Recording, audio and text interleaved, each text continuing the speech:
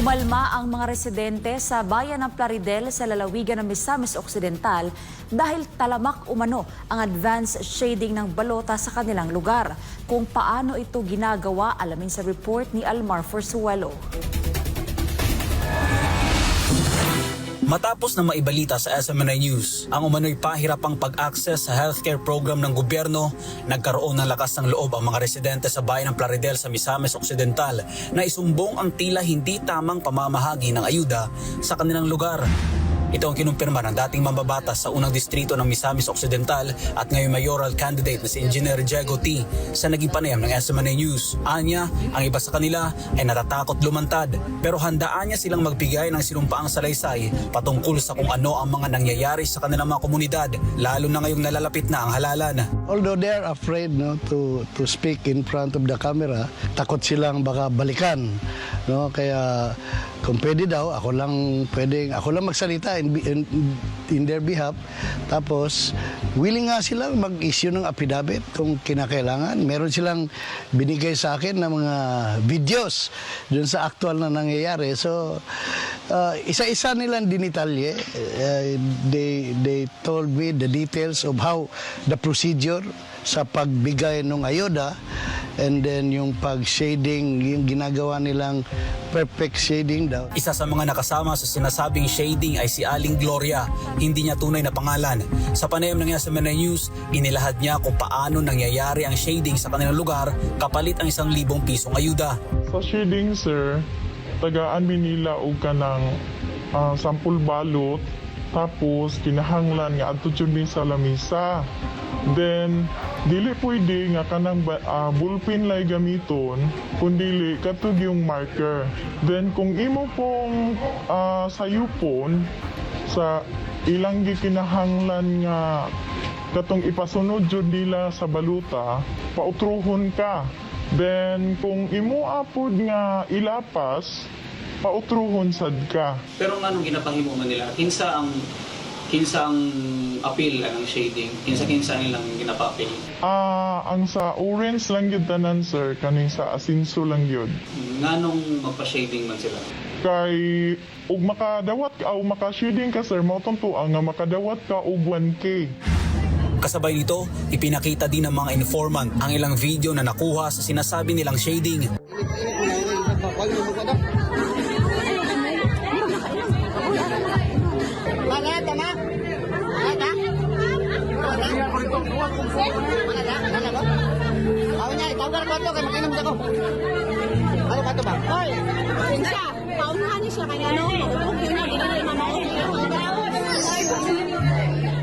Ang nasabing advanced shading ng mga balota ay hindi lang nangyari sa bayan ng Plaridel, kundi maging sa karating bayan nito sa Jimenez, Misamis Occidental. Ito din ang sumbong ng ilang netizen mula sa comment section. Pero kung sa bayan ng Plaridel at Jimenez, tig 1,000 piso lang ang bigayan, sa ibang bayan o mano ay mas malaki pa ang ibinibigay. Dagdag pa ni Diego T, questionable din ang lokasyon kung saan ibinabagsak ang perang binibigay sa mga tao. Anya, kung tunay at lehitimo ang pamimigay ng ayuda, bakit sa bahay pa ng mga incumbent government officials ipinamimigay ang pera na sinasabing ayuda? Karamihan na ang sumbong sa akin, ang sabi sa akin, yung isa sa bahay ng incumbent na official, local official, elected official, na candidate din ngayon. Yung isa naman sa Barangay Bato, ganun din. Incumbent SB member na candidate ni ngayon.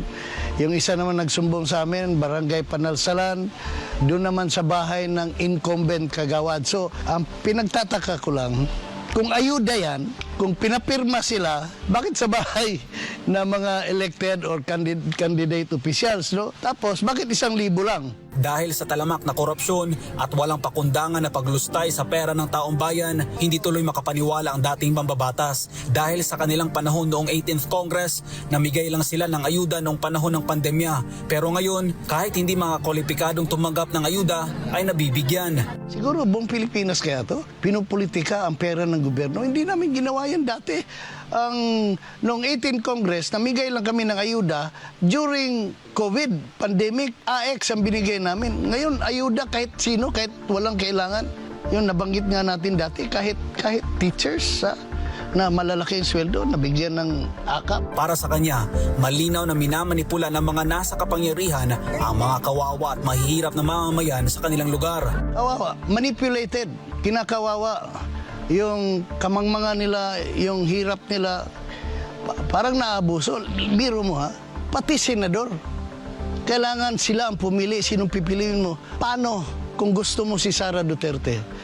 Paano kung ayaw mong ma-impeach si Sara? Pipilitin kang doon bumoto sa mga senador na posibleng magpa-impeach kay Sara. Masakit sa loob mo. Wala kang magawa. Pag hindi mo sinunod, hindi ka makakatanggap ng ayuda. Samantala, kaugnay nito, binigyang diin din ni Diego T. na ang mga nangyayari sa kanilang lugar ay hindi biro at dapat itong aksyonan ng mga kinauukulang ahensya ng gobyerno dahil malaki ang epekto nito sa magiging resulta ng national elections. Halimbawa, ikaw ang bumoto kay Sara. Halimbawa, naawa ka kay Presidente Duterte na pinadala doon sa kulungan sa ICC. Gusto mong mabalik. Gusto mong hindi ma-impeach Sara. Gusto mong bumoto doon sa anong tawag doon? Duterte. Di ba? Paano ngayon yun? Pipilitin. Hindi ka makakatanggap ng ayuda, so napipilitan. Kaya minsan, naiiyak yung iba. Minsan, sinusurrender yung ID nila, binibigay sa akin kasi ayaw na nila. Manipulated ang mga tao. Bagamat aminado si Diego T. na mahirap kalabanin ng kasalukuyang administrasyon, walaan niya siyang magagawa kundi ang manindigan kung ano ang tama. Baka through media or sa social media, baka naman marinig naman sa taas na talagang malaki ang babanggain. Pero kailangan naming tumindig, kailangan naming maging matapang. Kasi kung hindi ako, sino pa? Kung hindi ngayon, kailan pa? Wala na akong choice. Dapat kong tulungan ng mga tao, lalo na yung nagigipit, naapi, lalo na yung pinupolitika. Sinisika pa ng SMNI News na makakuha ng pahayag mula sa mga concerned government agencies. Para sa Diyos sa Pilipinas, kung mahal, Almar Forzuelo, SMNI News.